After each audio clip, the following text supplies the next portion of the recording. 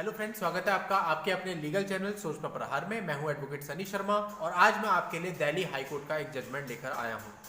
दोस्तों, मैं आपको बता दूं कि कुछ दिन पहले मैं आपके लिए एक वीडियो लेकर के आया था। उस वीडियो को जब मैंने डाला तो आप लोगों ने उसे बड़ा पसंद किया, लेकिन उस पर बहुत सारे लोगों के कमेंट ऐसे आए थे कि जो कोर्ट है वो पार्शियलिटी करती है और वाइफ पर वो कभी भी कंटेम्प्ट ऑफ कोर्ट यानी कोर्ट की अवमानना का मामला दर्ज नहीं किया जाता है और हस्बैंड पर तुरंत कर दिया जाता है।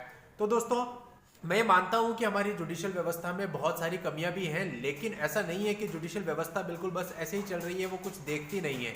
हमारी जो जुडिशियल प्रक्रिया है उसके अंतर्गत कोर्ट सारी चीजों को ध्यान में रखती है और आज का ये जजमेंट आपको बता देगा कि ऐसा नहीं है कि केवल हस्बैंड पर ही कार्रवाई होती है, वाइफ पर नहीं होती। यदि वाइफ झूठ बोलती है, कोर्ट की किसी भी बात का पालन नहीं करती है या फिर अपने द्वारा कही गई बातों से मुकर जाती है, तो वाइफ पर भी कंटेम्प्ट ऑफ कोर्ट यानी कोर्ट की अवमानना की कार्रवाई होती है। दोस्तों, आज जो मैं आपको जजमेंट बताने वाला हूं, इस केस के अंतर्गत वाइफ पर कंटेम्प्ट ऑफ कोर्ट यानी कोर्ट की अवमानना की कार्रवाई हुई और उसके मेंटेनेंस को भी बंद कर दिया गया। तो दोस्तों, पूरी जानकारी के लिए बने रहिएगा मेरे साथ इस वीडियो में स्टार्टिंग से एंड तक, स्किप बिल्कुल मत कीजिएगा। और यदि आप हमारे चैनल पर नए हैं, अभी तक भी आपने चैनल को सब्सक्राइब नहीं किया है, तो चैनल को सब्सक्राइब करके नोटिफिकेशन बेल पर जरूर क्लिक कर दें, ताकि जब भी मैं ऐसी कोई लीगल पोस्ट लेके आऊं उसकी जानकारी आपको सबसे पहले मिले। तो चलिए दोस्तों, स्टार्ट करते हैं और बिल्कुल बारीकी से समझते हैं इस केस को कि ये मामला था और क्यों कोर्ट ने इसमें वाइफ को कंटेम्प्ट ऑफ कोर्ट का दोषी माना। और यदि आपके मामले की परिस्थितियां भी सेम होती हैं तो फिर ऐसे में इस जजमेंट को आप अपने मामले में भी यूज कर सकते हैं। दोस्तों, यहाँ पर जो हस्बैंड था वो आर्मी में था और जो वाइफ थी वो एक टीचर थी। दोनों के बीच बहुत टाइम से डाइवोर्स और बाकी के जो केसेज होते हैं वो सारी प्रोसीडिंग्स चल रही थी।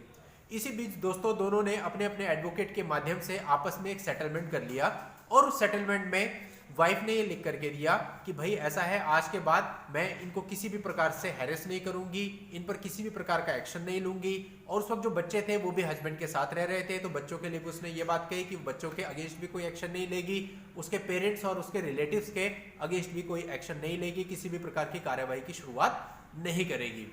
इसी तरह से दोस्तों, जो हस्बैंड थे उन्होंने भी इसी प्रकार की अंडरटेकिंग ली कि वो अननेसेसरी उसकी लाइफ में दखलंदाजी नहीं करेंगे, उसको किसी प्रकार से परेशान या हैरेस नहीं करेंगे। इसके बाद दोस्तों, इसी चीज के लिए वाइफ ने कोर्ट में भी एक एफिडेविट फाइल किया जिसके अंदर उसने ये सारी बातें कही। इसके बाद दोस्तों, वाइफ ने कुछ समय बाद सेक्शन 125 सीआरपीसी का एक मुकदमा फाइल कर दिया, यानी मेंटेनेंस के लिए एक मुकदमा फाइल कर दिया। और इस मुकदमे के अंतर्गत उसने फैक्ट्स को छुपाया। उसने बताया कि उसकी कोई भी सोर्स ऑफ इनकम नहीं है, यानी कि वो टीचर है, उसने इस बात को छुपा लिया। साथ ही ये भी छुपा लिया कि अपने अपने एडवोकेट्स के माध्यम से उसका जो है एक एग्रीमेंट हस्बैंड के साथ हुआ है, एक सेटलमेंट हुआ है। इसके साथ ये भी छुपा लिया कि उसने कोर्ट में एक एफिडेविट दिया है जिसमें उसने उस एग्रीमेंट का, उस सेटलमेंट का हवाला दिया है। तो दोस्तों, इस प्रकार से फैक्ट्स को छुपाकर उसने 125 सीआरपीसी का मुकदमा दायर किया और उसका एक्स पार्टी ऑर्डर अपने फेवर में करवा लिया, जिसमें कोर्ट ने 3000 पर मंथ का ऑर्डर कर दिया from the date of application. अब दोस्तों, जब ये मामला खुला, कोर्ट के सामने सारी बात आई बाद में, तो कोर्ट ने ये माना कि वाइफ ने ये जो कुछ भी किया है ये कोर्ट में दी गई अंडरटेकिंग का वायलेशन है और कोर्ट ने इस पूरे मामले में वाइफ को दोषी माना कि उसने फैक्ट्स को छुपाया है और ऐसा मानते हुए वाइफ को कंटेम्प्ट ऑफ कोर्ट यानी कोर्ट की अवमानना का दोषी पाया और उस पर फाइन भी लगाया। और दोस्तों, उसका जो मेंटेनेंस था इसको खारिज कर दिया गया, इसको कैंसिल कर दिया गया।